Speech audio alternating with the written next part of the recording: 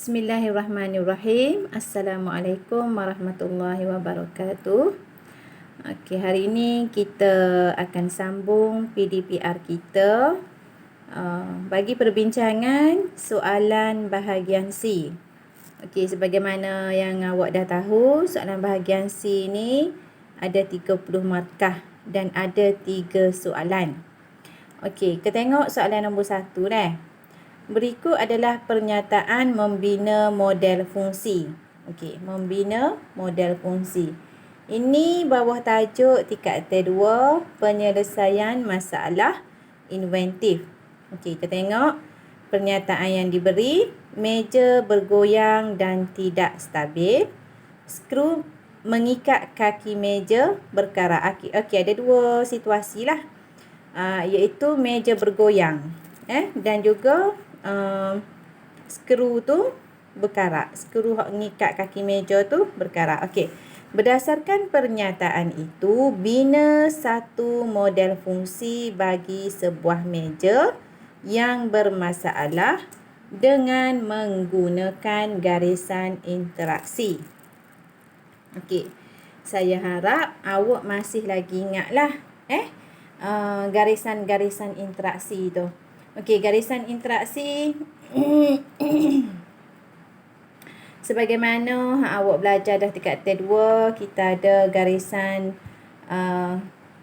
berguna, normal. Okey, cikgu tunjuk dah, kita boleh kaji sikit. Okey, ini garisan interaksi. Okey, garisan yang pertama, adalah berguna. Berguna. Yang kedua, garisan putus-putus ni berguna tetapi tidak mencukupi. Okey. Garisan yang ketiga, garisan ni tebal.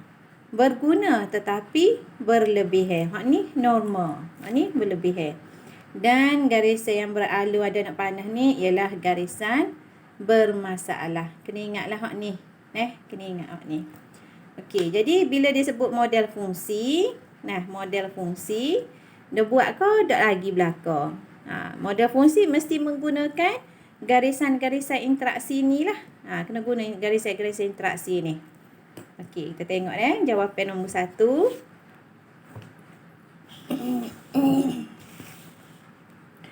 Okey, ni jawapan dia. Cuba awak tengok dengan jawapan yang awak buat. Okey, lantai memegang kaki meja. Lepas tu memegang muka meja, memegang buku. Okey, yang pertama ni normal deh, garisan interaksi ni normal. Lepas tu hak ni apa dia tadi? Berguna tetapi tidak mencukupi dah. Maksud garisan-garisan ni. Okey, lepas tu skru meja. Skru meja dia memegang kaki meja dan juga muka meja. Okey, skru ni sini ialah kelembapan. Okey, kelembapan ni apa dia ni? Ni bermasalah. Kelembapan ni dia beri masalah kepada skru sebab skru jadi karat. Okey? Okey, jadi jawapan dia lantai memegang sini bermasalah lah. Sebab dia ayat dah soalan dia kata meja bergoyang dan tidak stabil. Skru mengikat kaki meja berkarat. Okey. Tengok dah.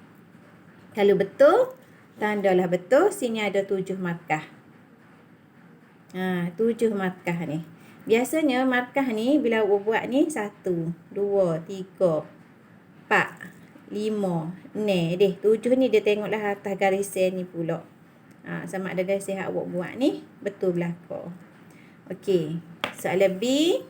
Nyatakan jenis halangan berdasarkan pernyataan itu.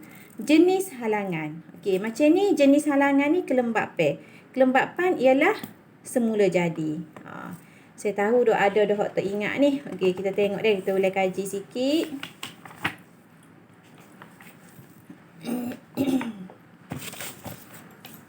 Okey, tengok sini. Tengok sini.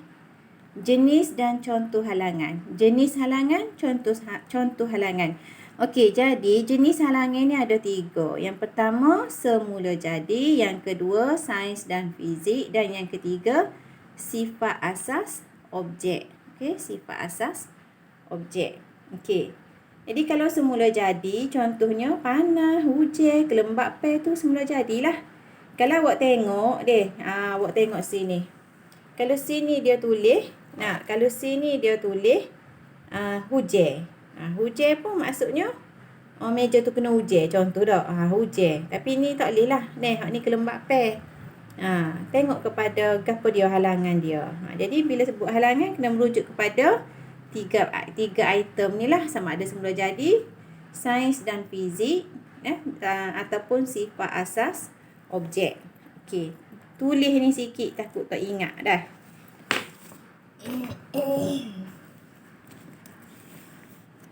Okey, soalan C. 1 markah kalau betul, tanda 1 markah. Okey, soalan C, nyatakan satu parameter percanggahan fizikal meja itu. Jadi satu parameter percanggahan meja ialah beban lah. Di mana beban merupakan sifat dia berat lawan ringan. Beban merupakan sifat dia percanggahan fizikal dia ialah berat lawan ringan. Okey, tengok sikit lagi. Ada 3 parameter awak kena tahu, iaitu saiz, beban dan ketinggian. Kalau meja ni bukan sebab saiz, bukan sebab ketinggian, tapi disebabkan oleh beban. Okey, saiz besar, lawan dia kecil. Beban berat, lawan dia ringan. Dan ketinggian tinggi, lawan dia rendah. Okey, bagi yang betul sila tanda dah 1 markah. Okey, jadi berapa dah markah tu? 9 dah. Ada lagi markah. Okey, berdasarkan pernyataan itu, nyatakan satu cadangan prinsip inventif kedinamikan meja itu. Okey, jadi kalau sebut cadangan prinsip, cadangan prinsip, garis sikit ni, cadangan prinsip.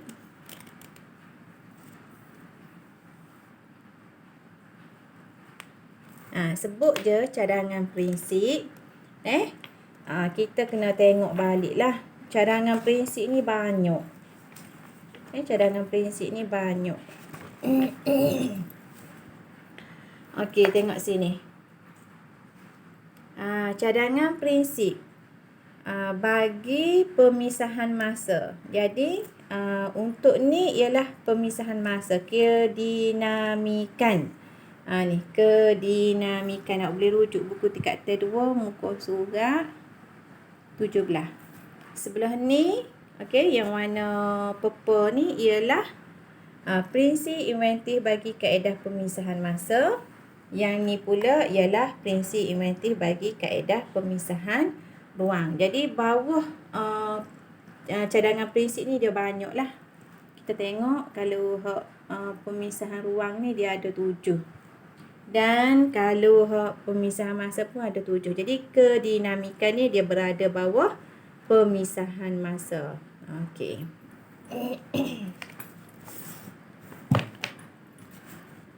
Okey, jadi jawapan dia, berdasarkan pernyataan itu, nyatakan satu cadangan prinsip inventif kedinamikan meja itu. Okey, dia nak 1 je. Cikgu bagi 2 sini. Dia nak 1 je.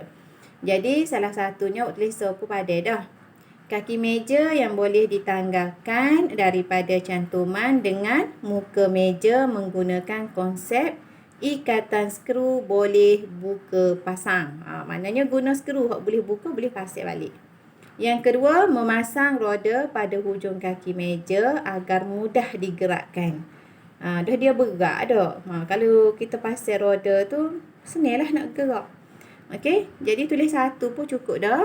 1 markah. Jadi untuk soalan 1, 10 markah. Okey, kita pergi pada soalan nombor 2.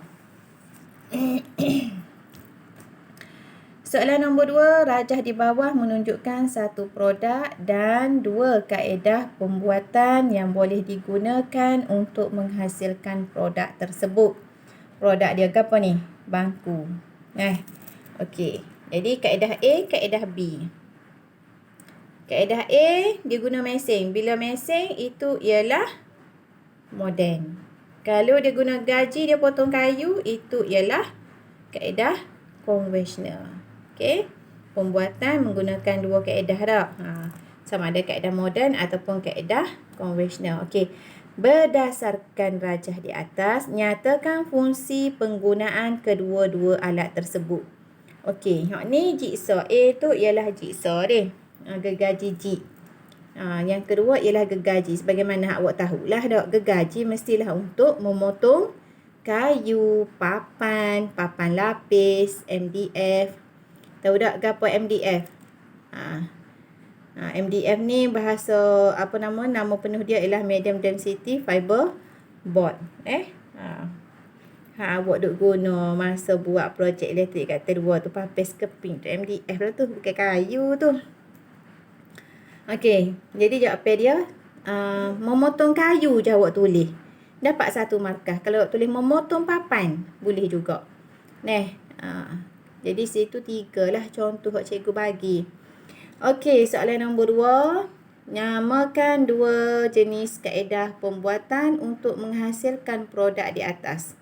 Okey, dia tunjuk dah tu. Kaedah A. Kaedah A ialah kaedah moden. Manakala kaedah B adalah kaedah konvensional. Okey, dapat 2 markah. 3 dah markah dia.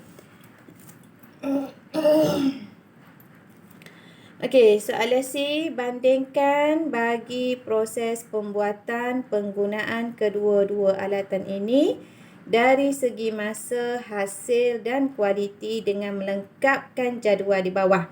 Okey, yang pertama dia kata dari segi masa. Ikut je lah dia. Masa dapat disiapkan dengan cepatlah kalau kaedah A, kaedah moden. Jadi banding, bila sebut banding, lawan cepat ke apa? Lama deh. Jadi tulis lama untuk disiapkan. Bila sebut perbandingan, soalan perbandingan, awak kena lawan dah dia. Cepat lawan dia, lama. Okey, yang kedua hasil dia. Hasil dia ialah bentuk dah. Okey, bentuk. Bentuk seragam antara satu dengan lain. Sebab mesin, kalau kita guna acuik ke apa dia. Kita guna mesin dak. Memang dia sama je lah. Kalau kita kerak sendiri, kita bentuk sendiri, dia tak sama. Dia ada besar, dia ada kecil. Contohnya lah, kalau kita nak buat donat, untuk guna acuik dia dak, buat bulat-bulat, lepas tu tekan lubang tengah, tarik, goreng deh. Mesti ada macam tak sama dak bentuk dia, belok sikit ke deh.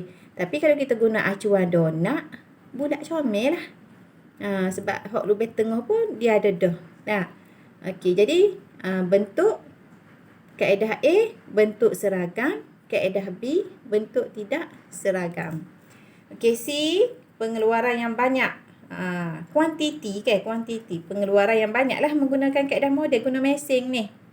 Okey, kaedah B pengeluaran yang terhad. Okey, jadi bila soalan perbandingan gini, 1 awak jawab dapat 1 lah. 1, 2, 3, 4, 5. Ni soalan perbandingan. Tapi banding tu kena lawan dengan betul lah. Okey. Jadi sini dah ada 10 markah lah. 20 markah dah. Okey, soalan yang terakhir. Soalan lagi. Soalan D, bagi soalan nombor 2 saat ni, nyatakan langkah keselamatan menggunakan alatan kaedah A. Bila guna mesin deh. Kaedah A. Jadi dia nak 1 je. Sini cikgu buat apa? Cikgu beri 3 dak. Langkah keselamatan 1 memakai apron. Awak tulis memakai apron dah cukup dah dapat so. Kalau kata memakai penutup hidung. Dapat so. Berhati-hati semasa menggunakan alatan. Dapat so. Jadi pilih 1 je. Tu cikgu beri belakang lah 3-3. Okey, soalan nombor 3. Tengok basikal. Okey, ni adalah berkaitan dengan tajuk mekanikal lah. Dekat T2 dah. Rajah di bawah menunjukkan satu produk yang menggunakan sistem mekanikal basikal lah. Contoh dia basikal. Okey. Nyatakan komponen mekanikal dan fungsi komponen tersebut pada produk. Sebagaimana cikgu ayat skala lah. Bila kita baca soalan tu, kita garis key dia, kata kunci dia, apa dia nak. Okey, jadi sini dia nak komponen dan fungsi. Okey. Tengok dulu. Handal. Ni handal, komponen mekanikal dia menggunakan galas berbola. Okey, jadi fungsi galas berbola adalah mengawal haluan basikal.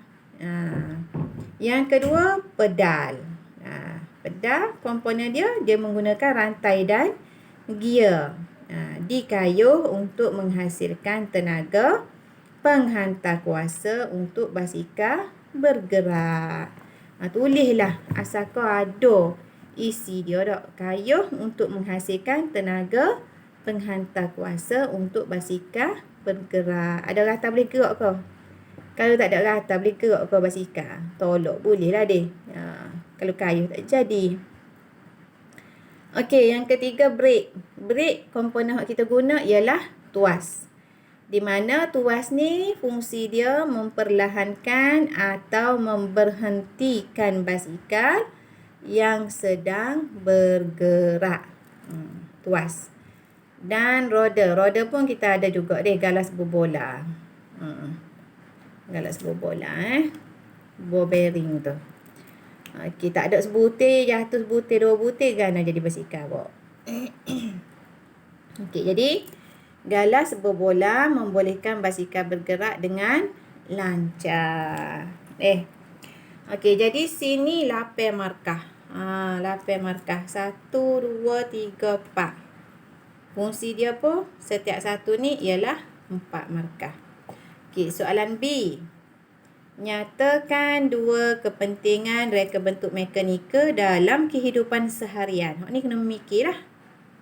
Soalan kebak ni dak. Apa kepentingan sistem reka bentuk mekanikal ni dalam kehidupan kita? Jadi nombor 1, mempercepatkan sesuatu tugasan. Nak 2 je sini. Bui 2 dapat 2 markah. Jadi sini cikgu bagi 4. Yang kedua, meringankan kerja yang berat. Yang ketiga, memudahkan kerja manusia. Dan yang keempat, melancarkan sesuatu pergerakan. Kalau jawapan lain yang sesuai, boleh diterima, kita terima. Jadi bila kita jawab soalan ni, kalau dia sebut berkaitan dengan kehebatnya, awak bagi je lah apa-apa jawapan awak rasa munasabah tu. Boleh terima, kita terima. Okey. Jadi sini 8/2, 10 markah. Cukuplah untuk bahagian C 30 markah.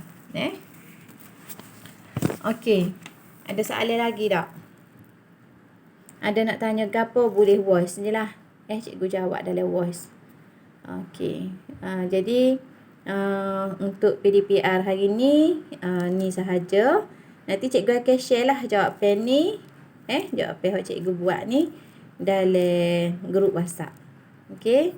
Sekian, terima kasih. Assalamualaikum.